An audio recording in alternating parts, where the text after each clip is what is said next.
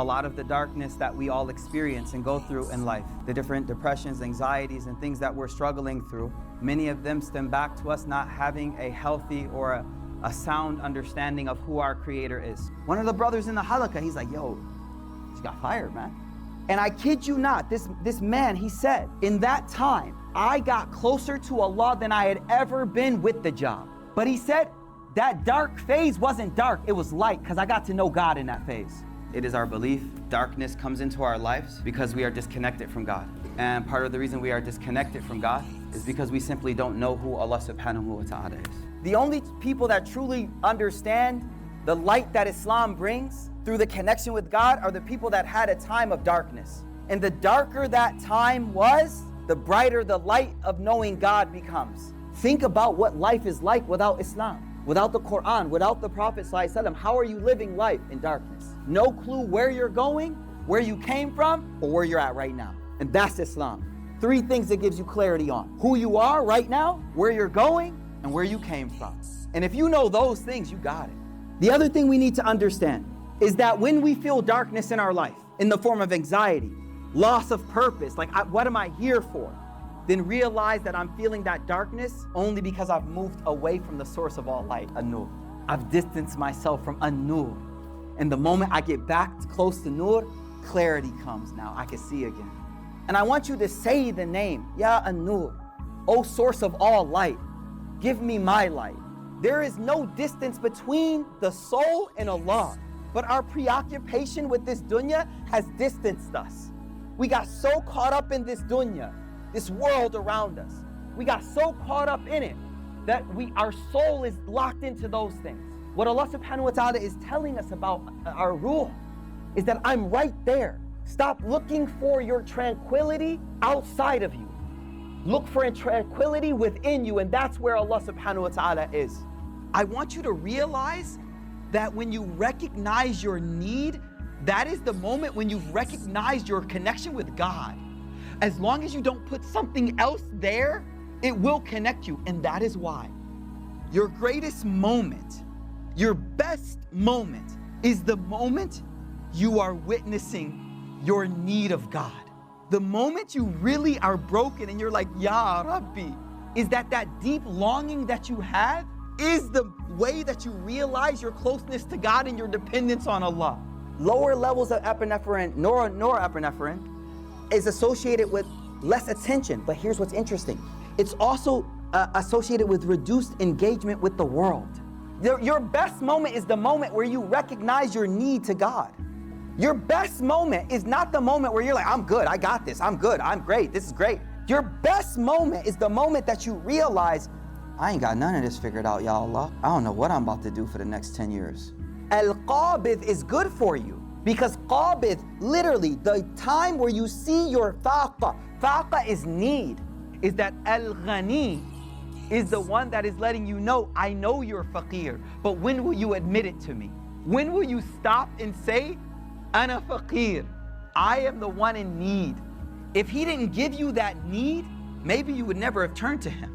Maybe you would have just kept on going. You know, this is the problem we got. Here's the deal.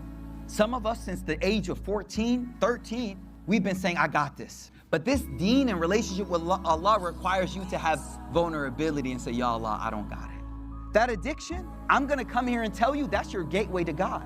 Wait, what you talking about, Shaykh?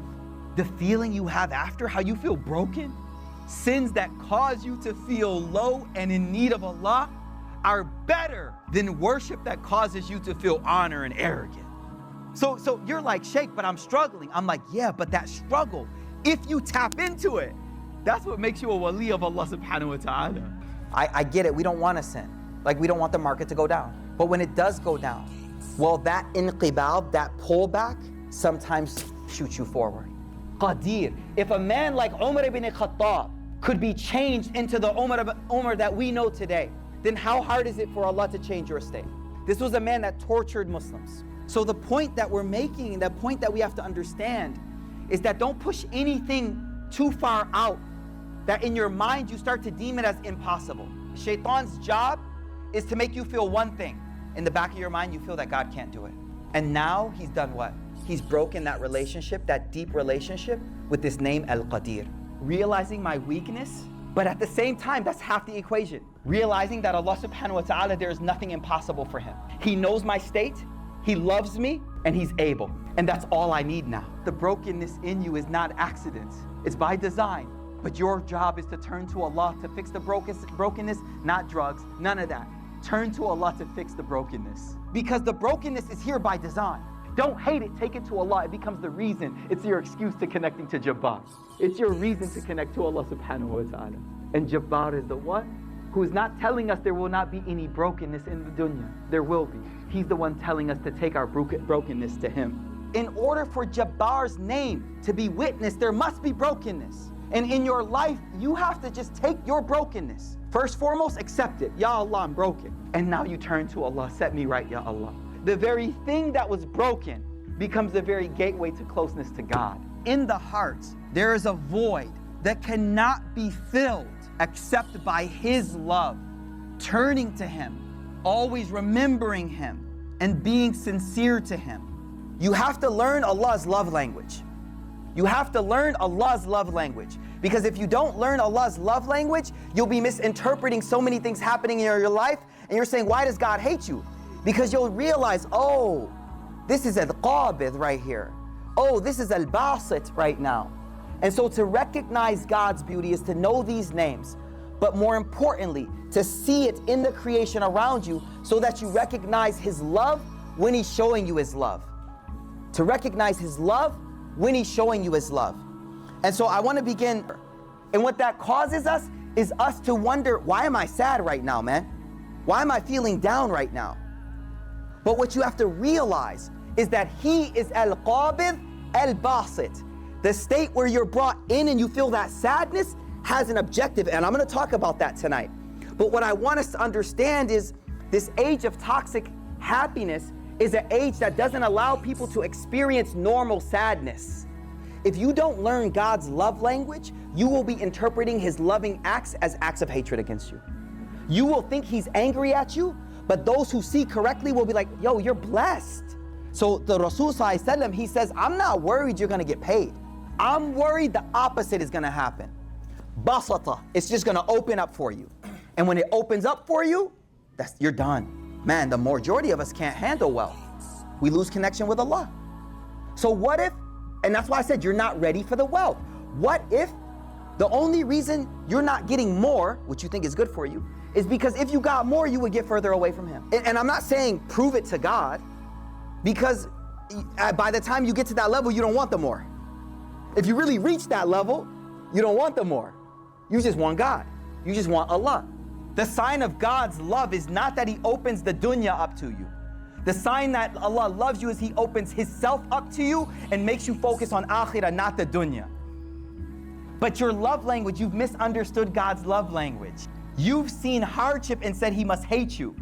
He said, I already told you on the words of my prophet that when I give you hardship, it's because I love you and I know what's best for you. I was thinking about this today. His love is balanced by His hikmah and adl too, though. So you say, oh Allah, give me. Oh Allah, by your love, give me that job, Ya Allah. And then He doesn't give you. And you go, no, when people love me, they give me what I want. He loves you. He loves you more than any created being can love you. Allah tells us, La ta'khudhuhu sinatun wa la nawm. I'm watching you while you sleep. It's not because you're going to trip up and do something wrong. It's because He loves you. He said, I don't take my eyes off you. But how many times we take our eyes off Him? Allah's love is, I love you. I'm going to put you through this regimen that will make you the best slave of Allah. So on the day of judgment, you're shining. You're shining. And you're going to look back at that dunya and say it was a blink of an eye. Whoever takes all the worries and makes them one worry, the worry of the akhirah. What's my relationship like with God? Try this. If you have a number of things that are stressing you, I want you to try something. I want you to, for the next day or two, tell yourself to focus on my relationship with God. Oh Allah, what will my day of judgment be like? Oh Allah, am I right with you, Ya Allah? Shift, like look past it. Look past it.